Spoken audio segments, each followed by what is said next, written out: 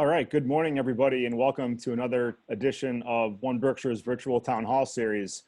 I would like to remind all of our viewers that this session is being recorded and will be replayed via social media and through some of our local community television stations.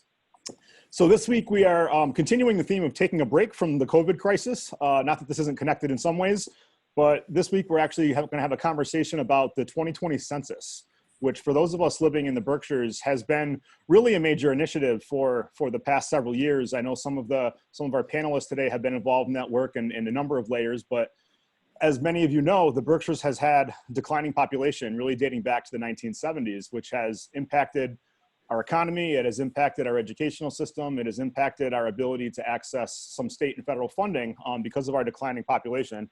And there's been quite a call to action in the region to really focus on how we can do better around this. And we're hopeful that some of the metrics that come out of the 2020 census will yield some positive results, or at least lead to some encouragement looking down the road. But I have a panel of experts that are going to talk about some of those different pieces as we get into it. So our goal today is really to inform the business community and the larger public about the importance of this effort and the complete count effort. So we're going to talk a little bit about that. And while we understand that many people have probably been distracted by other things going on in the country the last 4 months, which is certainly reasonable, it doesn't eliminate the importance of this particular effort. So I think it's important that we focus a little bit of attention on it today. Before we move to the introduction of our panel, I do just want to give some guidelines for those of you listening live. You can submit questions and we'll take a look at those and we'll try to ask them towards the end to our panel. You can do that through either the question function or through the chat function. And time frame wise, we'll probably spend about 30 to 45 minutes with this group having a conversation. We have some questions and then we'll try to get a few of those questions answered. So without any further ado, I'm just going to quickly introduce our panel and then I'll turn it back to each of you. You can introduce yourselves. But we have with us today State Representative Paul Mark from the 2nd Berkshire District. We have Michelle Lopez, the Executive Director of the Berkshire Immigrant Center. Thanks for joining us, Michelle. Mark Maloy, the GIS Data and IT Manager with Berkshire Regional Planning Commission. Erica Girgenti, the Director of the Adams Council on Aging. And Mark Sebastino, who's joining us with the U.S. Census Bureau, where he works as a partnership specialist. So thank you all for taking some time with us this morning. So I want to give each of you just a minute or two, if you could just kind of, let our viewers know who you are, the organization you work for, and then just maybe a real quick tidbit about how your work connects with the 2020 census effort. Why don't we start off with State Representative Paul Mark.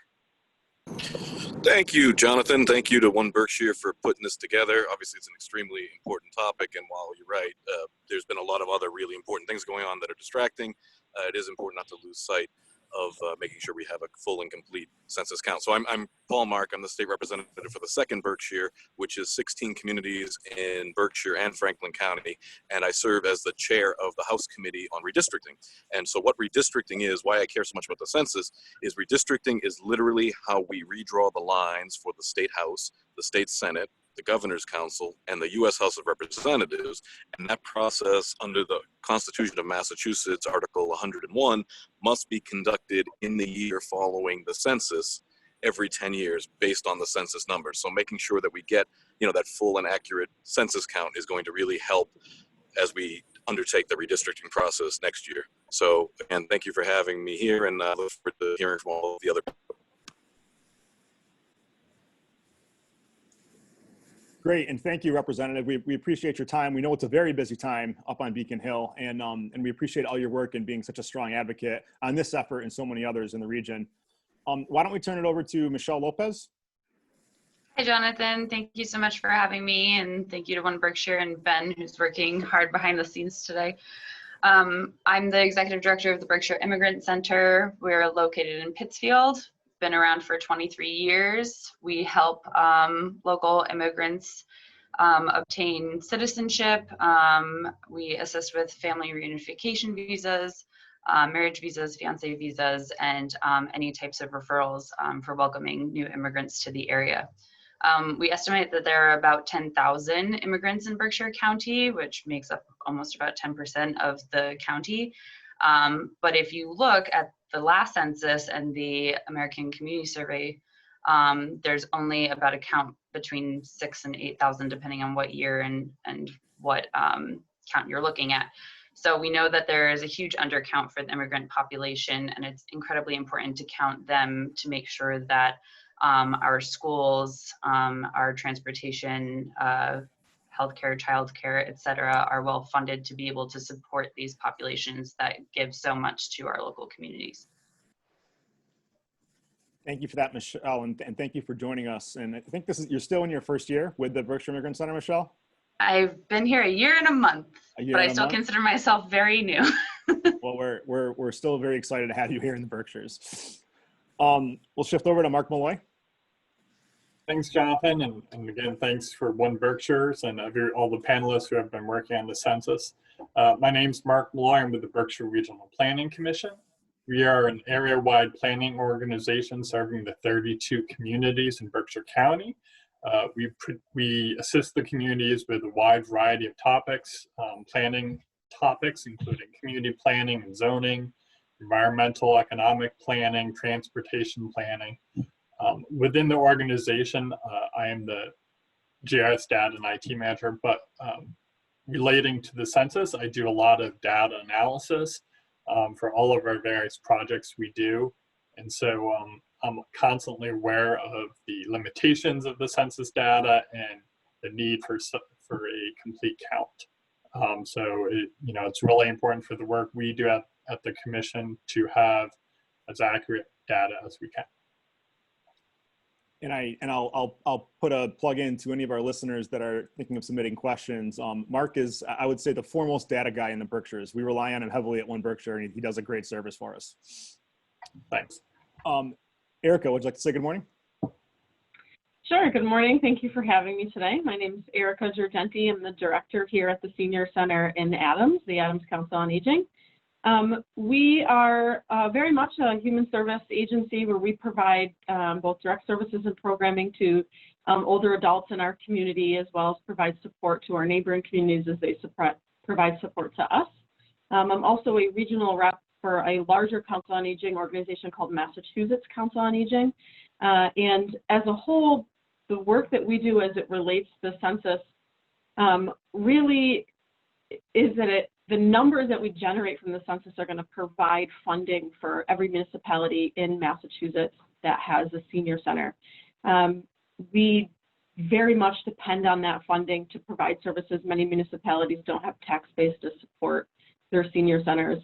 And what we're able to do with that funding is direct services to our seniors in the way of providing transportation, caregiver support, help in the home, out of the home, social programming, social daycares for people living with chronic diseases. Really, the sky's the limit with the amount of services that senior centers can provide and do provide, both in Berkshire County and in the state. So I'm very excited to be on this panel today and happy to work with a lot of you who are doing the work and making sure that we get the best complete count for Berkshire County that we can. Well, thank you, Erica, for joining us this morning. And an important point, just to reiterate, and I'm sure we'll get to it in our discussion, but this work and our census outcomes in the Berkshires and everywhere have a direct impact on the ability of our organizations that support our most vulnerable populations. And it's important for people to understand that because getting that census filled out is critical. Mark Sebastino. Good morning. My name is Mark Sebastino with the U.S. Census Bureau. I'm a partnership specialist, and I represent Berkshire County for the Census Bureau and the Census Bureau for Berkshire County. My goal is to partner with as many organizations that we can to get the word out that the census is important, it's safe, and it's easy. This year, it's the first time that we've had 3 separate ways that you can actually conduct a census: online, phone, or paper, all self-response, all maintaining safe social distancing. So in a nutshell, I'm here to make sure that we get the complete count in our Berkshire County. Well, thanks, Mark, for joining us. And again, to our listeners, if you have technical questions about the census, about the process, please take advantage of this opportunity to submit some questions. I'm sure people like Mark on this panel can really provide some valuable input. So I'll shift right into kind of our first question, and maybe we'll look to Representative Mark we have a lot of Marks in this call. Representative Mark Sebastino, Mark Maloy. So I'll be as specific as possible. But maybe Representative Mark can start out for us, and maybe a little bit, maybe Mark Sebastino can also weigh in. But I'd love to just get a little bit of an overview. You know, why do we do the census? Why does it matter? And what's different about this census in 2020? Great. Yeah, it's a remarkable call. There's so many marks on it. I will start off with I'll talk a bit about like why the census politically came about and all that, and then what the role of redistricting is, and then if the other Mark from the Census Bureau wants to talk about other things he thinks are important and the money that's distributed, I think that'd be great. So the census is actually part of the United States Constitution. In 1787, when they were coming up with our Constitution, there was an idea that how are we going to reallocate this political power? And you think about how boundaries and political power was reallocated throughout history, and the history that people in 1787 watching back in Europe would have looked at. And you're talking about wars and treaties and marriages between noble families and all that kind of thing. And John Adams from Massachusetts really made a point of saying, we don't want to do what Europe did. We want to stay united. We don't want to have this constant warfare and bloodshed. And we want to have a system that is based on laws and on data and that kind of thing. So they came up with this idea of the census, which was not a common practice at that time in the history of the world. And so starting in 1790, under Article 1, Section 2, Clause 3 of the U.S. Constitution, there has been a census conducted in this country every 10 years. And you think of how that has changed from a small nation of 13 little states on the East Coast to a nation right now that covers an entire continent and goes all the way into the Pacific. And it's just amazing. And so the census is designed to first and foremost reallocate the members of Congress. And so the members of the U.S. House of Representatives are reapportioned based on what the census numbers show. And so up until 1910, the number of members of Congress would actually increase. But then starting in 1910 and culminating in 1920 and ever since, the number of members in the U.S. House has been set at 435. And so every 10 years, the census numbers are distributed. They're sent to the president. They're sent to the clerk of the U.S. House of Representatives, and the clerk of the U.S. House of Representatives plugs the numbers into a mathematical formula, and that determines how many members of Congress, of the House, that each state is going to have. And obviously that affects our voice in Washington, but it also affects our voice in the Electoral College, because the Electoral College is decided by how many members of the House and Senate you have, and so our voice in voting for the president. And so when we look at the numbers, 10 years ago, if people remember, the population in Massachusetts was growing, but it wasn't growing quickly enough. And so Massachusetts actually lost a member of the House. And of course, guess where did we lose a member? We lost a member out here in Western Massachusetts. Our district with John Oliver was consolidated and divided up amongst the other districts. We look at the numbers we're expecting right now, and the good news before COVID anyway, the estimates were that Massachusetts is growing at over 5%, and it was looking like, we really weren't in danger of losing a member of Congress this time. Now, the bad news is, of course, and Jonathan already kind of alluded to this, the growth is really concentrated in Boston and in the surrounding communities. Meanwhile, Berkshire County, we're looking at a decline of like 3.7%.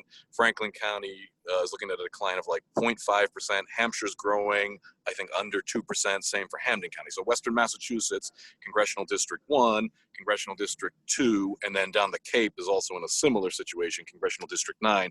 These districts are looking at, expanding. And when you look at the House of Representatives, Congressman Neal has 87 towns. Congressman McGovern has over 50 towns. And so we're talking about those districts possibly growing more. And when you think about not just our voice in Washington as to how many members of the House we have, but the accessibility of these members of Congress. And through no fault of their own, getting around to 87 communities, or for me, 16 communities, or for Senator Hines, 52 communities, it's a lot. It takes a lot of work. It takes a lot of effort. It's 87 boards of selectmen and mayors and city councils you're dealing with. And so through no fault of their own, this makes people less accessible. The redistricting process, again, we take the numbers, we divide the total population of Massachusetts, we divide it by 9.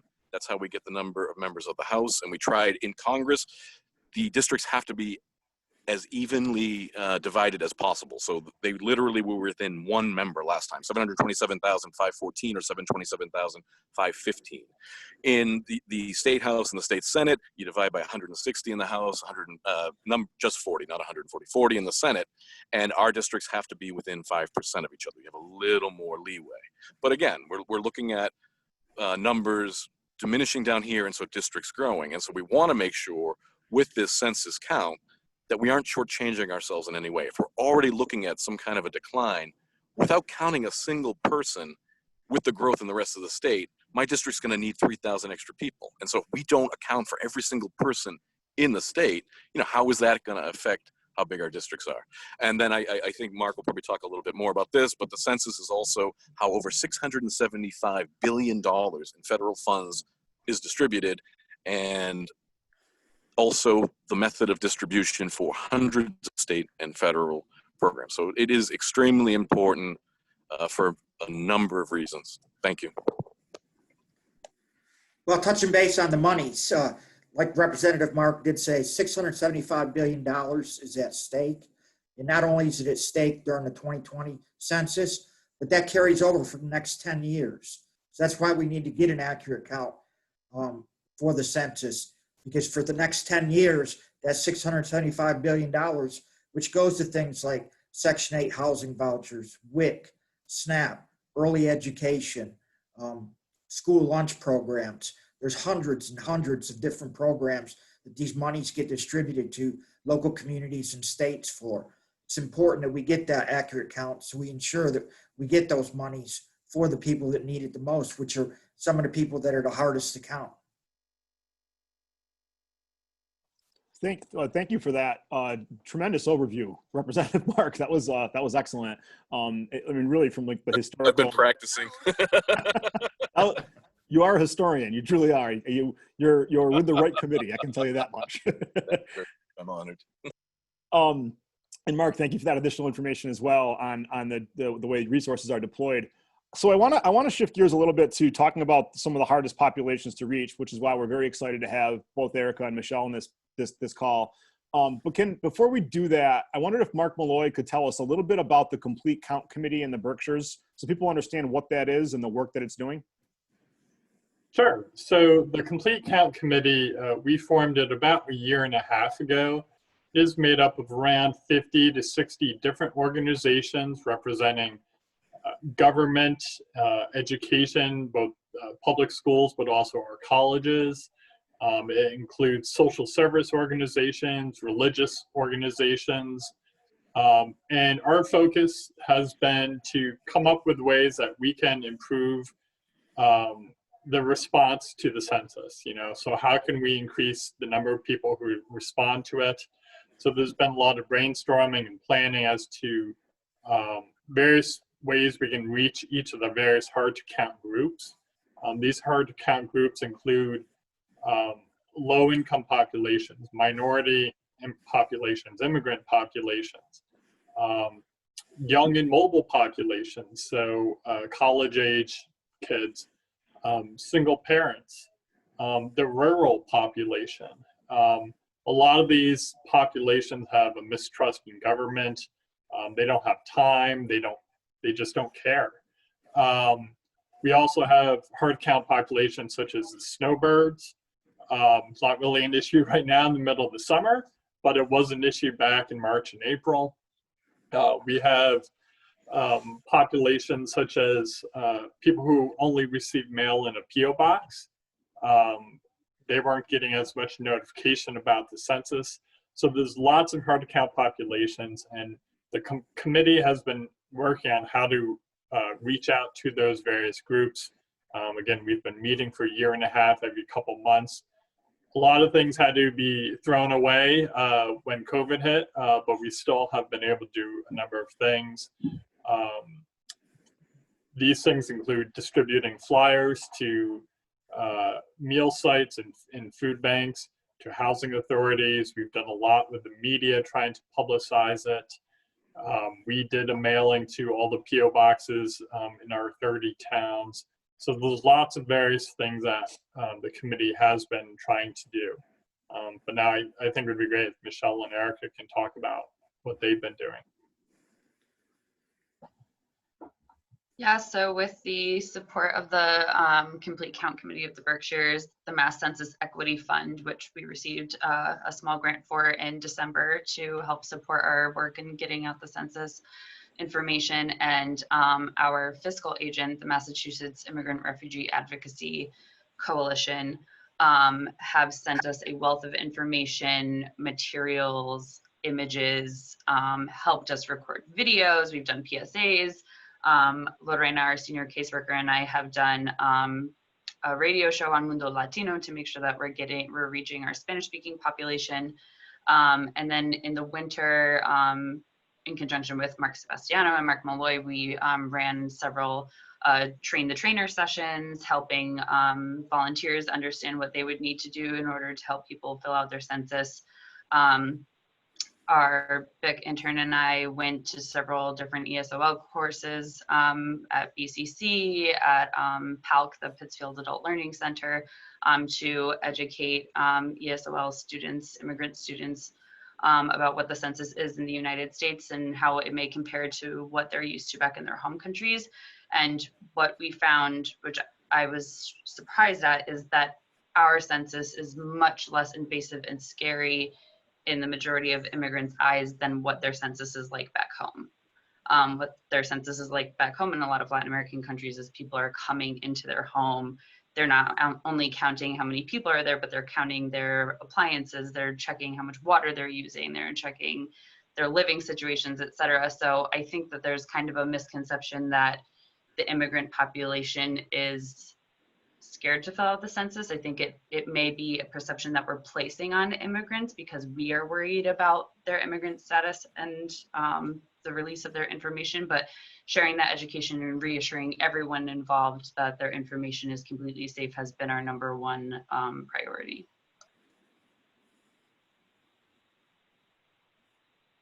Erica, I think you're on mute. I was muted in 2 locations, sorry. There you go. So prior to COVID-19, we worked pretty closely with our local census, or excuse me, our local clerk, as well as our library. And I know that shared model was mirrored in a lot of our neighboring communities as well, that senior center clerk library relationship. And we had set up a very robust in-house sort of setup. So for example, we had a very clear outline of when we were working with Mark Sebastino a lot with us, where we had a series of presentations that were set up and we were actually able to complete about education around the census, why it was important, how it was going to be rolling out. So if you didn't answer immediately the online way, what was going to happen, step 2, step 3, step 4, until the door knockers finally came around. We were able to do some educational seminars around that as well. We had set up some office hours in all the local senior housing complexes, as well as the Section 8 housing complexes, affordable housing locations throughout Adams. And we were going to have laptops there. People brought their cards down with their personalized numbers and sort of talk them through how to use the laptop. And okay, so you want to hit enter now, and so on and so forth, so that they were still completing them themselves. In getting that done. And then, the unforeseeable happened, and that sort of went by the wayside, and we had to change the way that we were doing things. Like anything else, we really found that the best way to get something done is word of mouth, is point blank asking people, have you had a chance to do this? So as a result of COVID-19, it provided us with an opportunity to call thousands of people. We actually called thousands of seniors as well as caregivers that were in our database, just checking in on them, making sure that they're okay, that their needs were being met. But one of the very first questions that we asked them as soon as we found out that they were doing okay was, have you had a chance to complete your census? And a handful of people came back and said, oh yeah, I did that, way back with the town. No, and it gave us an additional opportunity to explain that we're not talking about the local census. Again, that there is a difference between the local census and an opportunity to educate people about the differences in local and in the federal census that was happening. So we were able to talk people through how to complete that again by calling it in or doing it on their computer. We were able to do several dozen additional additional enrollments, I guess, if you will, or completions, if you could, through that, and as well provided people with the chance in understanding, no, you didn't actually complete the federal census yet. That was the local census, and now this is how you can look for the next postcard that might come in the mail. And we just asked all of our volunteers to continue to do that. So we have phone trees now as well, where we're continuing to still do phone calls. And again, that's a phone call or a question rather, that we're asking, have you had a chance to complete that census? And, you know, a lot of times we get, oh, you already asked us that.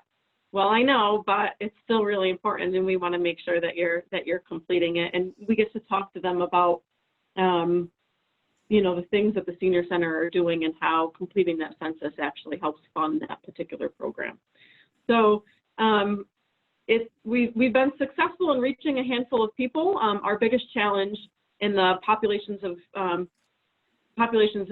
people that we're seeing that Mark Maloy has mentioned, a lot of the transit families, some of the low-income families, their lack of understanding about the federal census and or some of the challenges regarding the new technical piece that this year's census brought, we were able to help tackle through cold calls, personal phone calls to thousands of people within Adams. So we were happy to do that. Well, thank you. And Erica, personal plug, as a fellow Adams resident, thank you for keeping our numbers high. We want to keep Adams the third largest community in the Berkshires at the end of this. But in all seriousness, though, you know, Michelle and Erica, it's great to have experts like you, you know, within the populations that you work with, having a hands-on role in this. It's really critical. I think that's the way that we can access groups that otherwise we might not understand the best way to approach or how to support. So thank you both for the important work that you're doing. I do think I would just like to jump in and add that I think an added benefit, and I'm sure Michelle would see the same with a lot of the clients that you're working with and community members that you're servicing, there's a personal aspect that we can provide as human service agents, that people are less likely to respond to just a card. You know, when they have somebody that they can trust that says, this is why it's important, and we stand by you while you're completing this, there's a greater chance, I think, that people are going to complete it than just responding in general. So the next question, and really I would invite anybody to respond. Maybe the representative has some thoughts initially, but we think this was an important question to ask, as you know, we have multiple audiences that will listen to this, and we deal with a lot of different stakeholders at 1Berkshire. But you know, this is a very sensitive time in our nation for everyone, and I think it's important to understand. There's been a lot of discussion about the security of the information collected by the census, and there is a suspicion that some of that data could be used by federal agencies for purposes beyond the mandate of the census. So I guess I would like to get some insight into, you know, how safe is the process and the data, and can people trust it? Yes, they can. It's very safe. Title 13 of the U.S. Code mandates the safety of the personal information that's collected. In fact, every Census Bureau employee has to raise their right arm and do a lifetime oath that they'll protect the data that they come in contact with. And that's, if violation of that is a serious federal crime, which could include a 5-year prison sentence, a $250,000 fine, or a combination of both. And that data cannot be shared with any other federal agency or court. That includes ICE, DHS, FBI, CIA.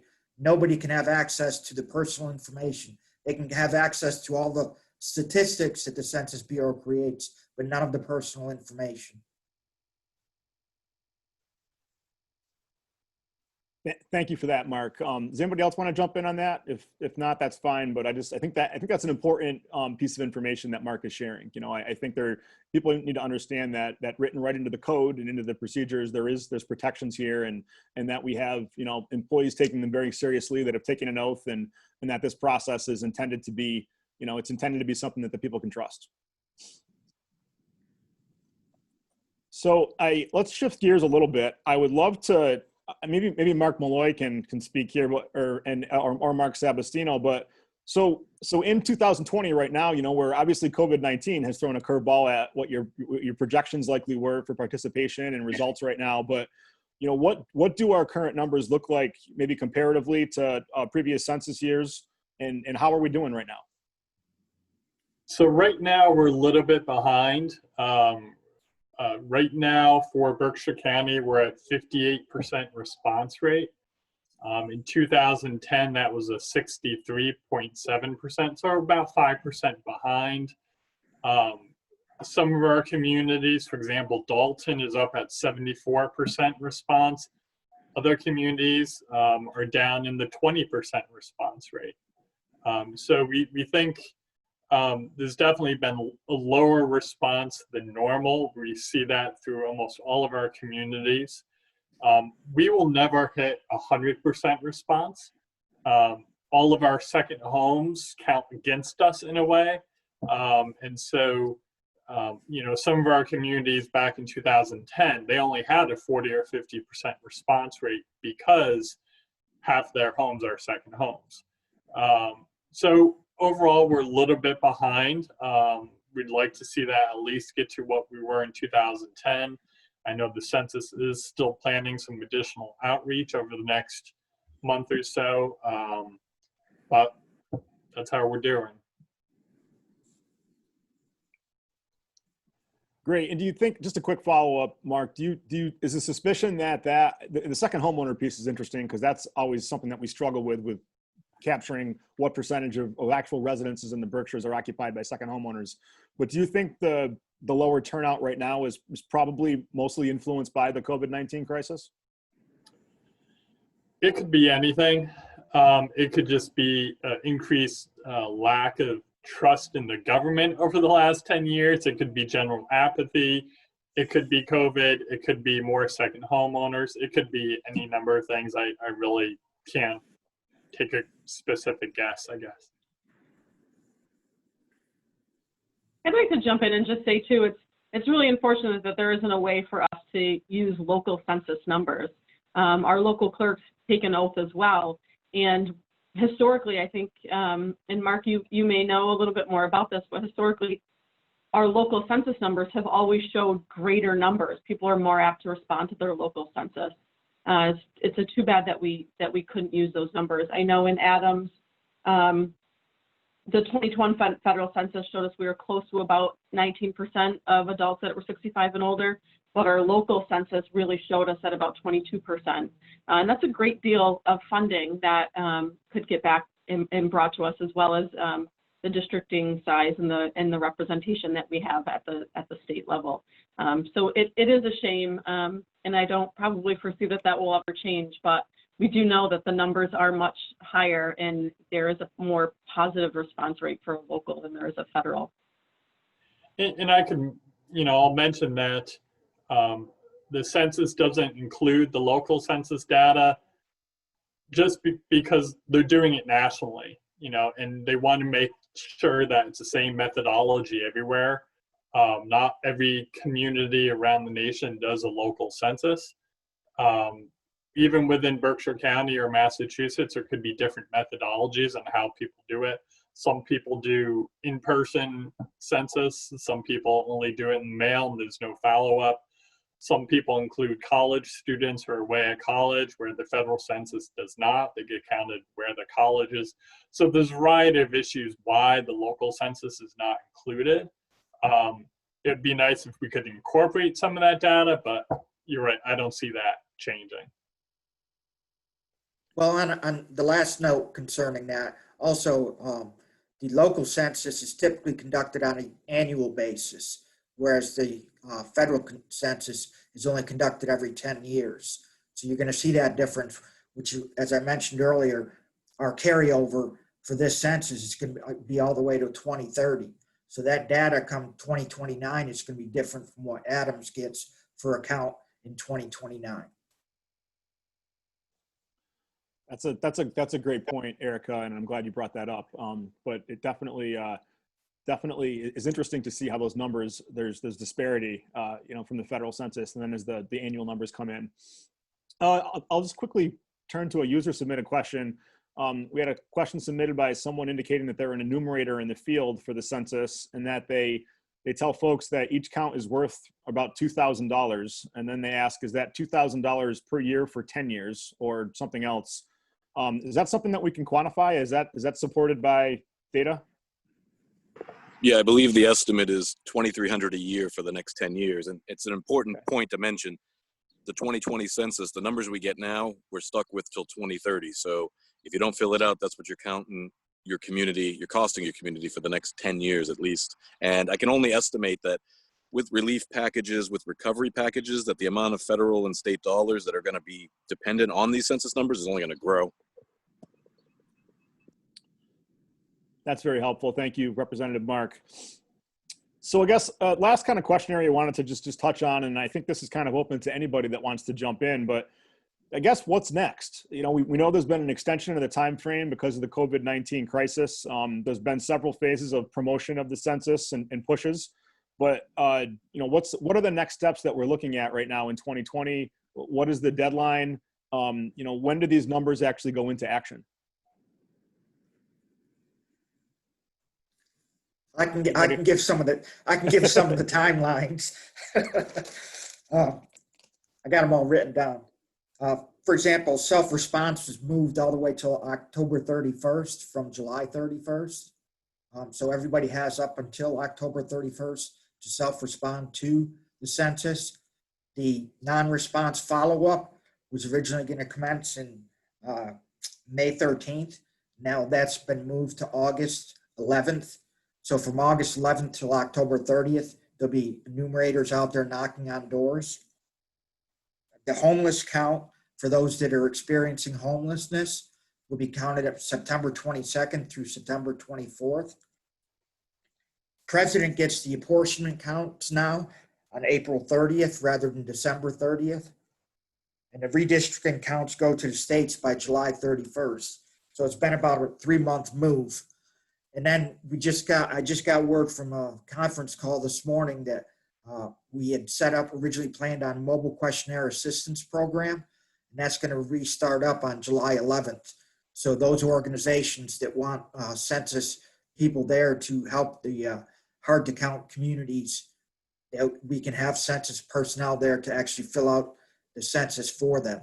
And if it's in an area, for example, South County, where there's areas that there's no cellular service, then those representatives will be able to collect the phone number, contact them later, and actually complete the census for them. Great, thank you. And I guess, Representative, if you're still with us, I'd like to. I guess I would like you. You did a great overview of kind of the history of the census and getting us to this point, but whatever the results are of the census, could you maybe speak to, you know, when do those decisions around redistricting, around resources, when are they made? When do we actually start to see the actions that follow the results of the census? So once the numbers are reported to the states, which Mark just gave the new timeline, we will spring into action as a committee, as a redistricting committee. Right now we're standalone House committee and Senate committee. We will become a joint special committee probably in January of next year. And we've already been doing a lot of the legwork. This committee was created earlier in the process than ever in the history of Massachusetts. So I've been the chair of this now for 4 years. So we've been watching the estimates. We've been trying to get as much public input as possible, trying to get as accurate a guess as is humanly possible. Again, everything could be different because the crisis, the state of emergency hit. But if the numbers do follow the trends, because the census updates every year now with their American Community Survey, if the numbers end up where we think we're going, we should be in a good position. We'll start having public hearings around the state probably next March. Last time they had more public hearings. They had at least one in every county. I believe there's 14 of them, so we'll try to up that. And we just try to get as much input as possible from people on how they feel the districts at every level, what they should look like, you know, what are communities of interest, how are we making sure that we don't marginalize any community, that we're making sure that no vote is diluted, that we're making sure that every single person who is a resident of the state has an equal voice in the political process. And we have to do for the state house, the new districts have to be law by November 1st of next year, because we all have to live in our districts for a year preceding the election. And we all run in the new districts in 2022. The Senate has a little more flexibility, but still the new districts and for Congress as well will have to be in place for 2022. So the districts we're running in this year, this is the last time we'll ever run in them. And there's a condensed timetable, but the census has indicated a willingness to work with states like Massachusetts that have a constitutional requirement that that's get done next year. Other states have more time, so they've indicated, maybe being able to send us some of those numbers a little early. And I think that'll be really helpful. The entire Bureau has been extremely helpful throughout what is an extremely challenging time. Thank you for that, Representative. So I guess, as we kind of reach the 10:45 mark here, I'd like to just throw out there, are there any points that anybody wanted to make, or any related topics to the census that we didn't touch on that anybody would like to speak to? I mean, it was definitely touched on, but I can't emphasize enough how important this is. If you're watching this and you haven't filled it out yet, please find a way to do so. And there's so many different methods to do it, and tell your friends, tell your family. If you're a member, and everyone on this call, I'm sure, is a member of some kind of a community group, just get that word out. We've been having events first in person for the past year, and then now virtually for the past couple of months, and just doing everything we can to spread that word. This is extremely important. And again, if we don't get it right this time, we're stuck with it until 2030. And thank you, Jonathan. Thank you, 1Berkshire, for putting this on, because it is extremely important. I'll just jump in and add to, as sort of my closing remark, if I could. Doing the census really helps us to better understand the trends that we have. And so, for example, when we look at caregivers, we already know there are less millennials that will be the pool of caregivers to care for our baby boomer generation as they continue to age in our country. And we already know that millennials are less likely to share their caregiver burden with their employers regarding their needs and their demands, taking care of their family or their grandparents, or so on and so forth, as they continue to age.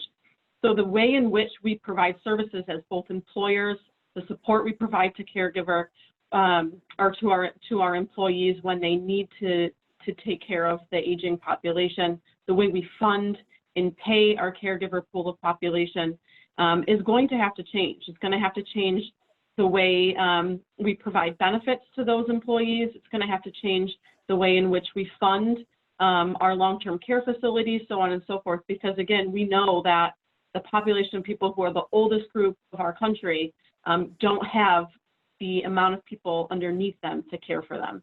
So the census numbers will really help us show that and help us better understand how we can shape our employment opportunities as well as our caregiver services in the future. Thank you for that, Erica. Michelle, or either of the Marks, would you like to wrap up as well with some other thoughts for? Yeah, I'll just say that although the Berkshire Immigrant Center is closed to the public as a building, we are here to help people if they need assistance filling out their census in Spanish and English. We have French interpreters. We have someone who can do Russian. So please, if you know somebody where English is not their first language and they're more comfortable working with someone over the phone or via Zoom, or we can make a special appointment to do in person, we are here to help. And I would just, echo what a lot of people have said, encouraging your friends and your family to fill it out. It does impact all of us for the next 10 years. And just if you haven't done it, fill it out. And if there's any organizations still out there, we're still looking for partners to help get the outreach out to those communities that they serve. All right, so I guess that kind of brings us to a natural conclusion here of a really robust conversation about the census on a number of different levels. So what we'll do at 1Berkshire is we will, as stated at the beginning, this is being recorded, and we'll have that into a digital link that goes back to our website where it will remain live. We're always available. So each of you, we'll share that with each of you so you can kind of shoot it out into your networks. That would be great. I think this is great content for people to listen to, and it's a pretty succinct time frame as well. So it's definitely, for people with questions, encouraging them to take the time to listen to this, I think might be very helpful. Otherwise, I'd like to say thank you to all of our listeners that did hop on live, and anybody else that has the opportunity to listen to this in the coming days or weeks. I'd like to thank our 1Berkshire team for promoting and getting this out there, and Ben Lamb, who again is our weekly man behind the curtain, helping us with the tech for this webinar. Thank you, Ben. And I'd like to just thank all the panelists.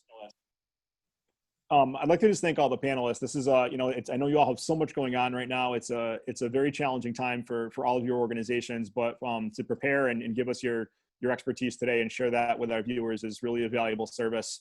And I just want to thank each of you for, you know, for your leadership and for your commitment to the region during a difficult time on an initiative that is extremely important. So thank all of you for your time. Thank you, Jonathan. And then last, I'll just a couple quick updates. This will be viewable on 1Berkshire.com, and we'll probably shoot it out on our social media at some point later in the day. Also look at the Pittsfield Community Television schedule where replays will be available and through some other outlets. In terms of our 1Berkshire Town Hall series, we're a little bit off of our normal schedule by doing a Wednesday webinar instead of Friday this week because of the 4th of July holiday. Next Friday, we'll be back to our normal time at 10 a.m. I think we're going to talk about phase 3 of reopening the economy, which should be underway by then. So that should be an important conversation for all of our, you know, our local businesses and community members that like to participate in these sessions.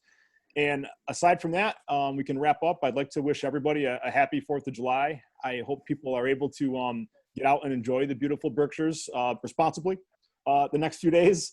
Hopefully we get some sunshine, but, you know, go out and enjoy our trail systems, check out the restaurants that are open, and support our local businesses. So thank you, everybody, and be safe and be well. Thank you, Jonathan.